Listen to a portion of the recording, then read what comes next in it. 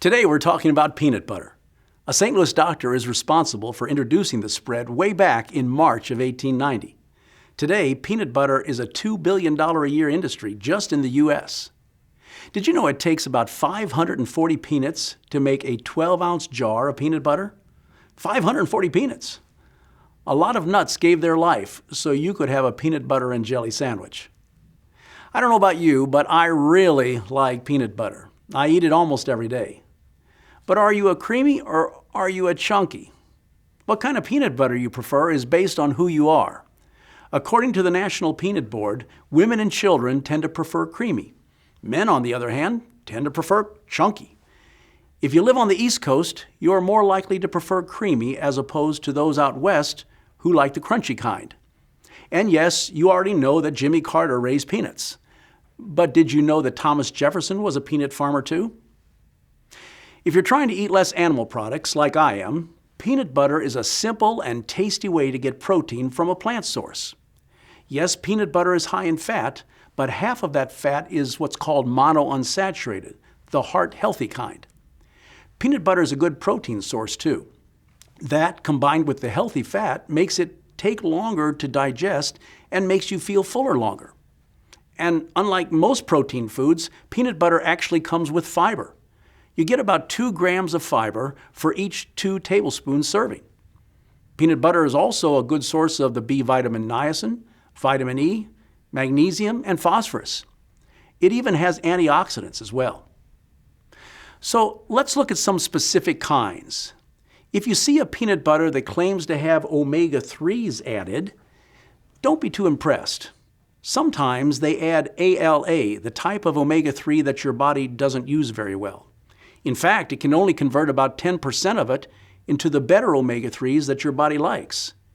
In those products that do use the good omega-3s, called DHA and EPA, like this one, the total added still doesn't come up to too much.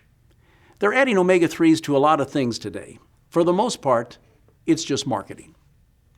And if your peanut butter claims not to have any trans fats in it, that's mostly marketing too. In the majority of cases, peanut butter manufacturers aren't using partially hydrogenated fats anymore. You may remember those were the kind that contained those bad trans fats. Instead, they just let the oil naturally separate, or they're using fully hydrogenated oils which don't contain any trans fats at all. Sometimes they'll use something like palm oil that doesn't contain trans fats either. Sugar and salt content is usually not an issue with most peanut butters today. Even brands like Skippy, Peter Pan, and Jif only have a very small 1 or 2 grams of sugar. What you have to watch out for is some of the new varieties of peanut butter that can be loaded with sugar. They almost qualify more as a candy. For example, let's look at Nutella. Why is everybody going crazy over Nutella? Why? Because it tastes so good. Why does it taste so good? Look on the ingredient listing, and you'll see the first thing listed is sugar. Next is palm oil, and the third ingredient is hazelnuts. You have sugar and fat mixed with chocolate-like flavoring. What's not to like? And you have a candy-like spread that doesn't come close to the nutritional value in regular old-fashioned peanut butter. And then you have spreadables like Bischoff European cookie spread. Have you seen this?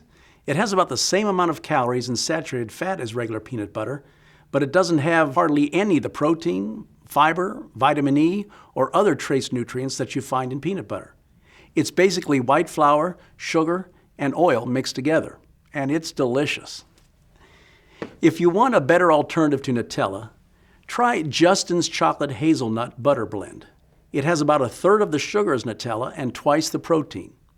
If you're going to splurge, Justin's is the better choice. Well, that's all the time we have for our session today. Next time, we'll look at the difference between natural and organic peanut butter. We'll also make some suggestions if you're allergic to nuts. And we'll look at a way to reduce the fat and calories in peanut butter that you probably have never thought of before. That and lots more coming up on our next edition. I'm David Meinz. Why not invite me to speak at one of your upcoming meetings? We'll have a great time and your people will learn a lot. And be sure to click on the link below to order any of my books or learning materials. I'll see you next time.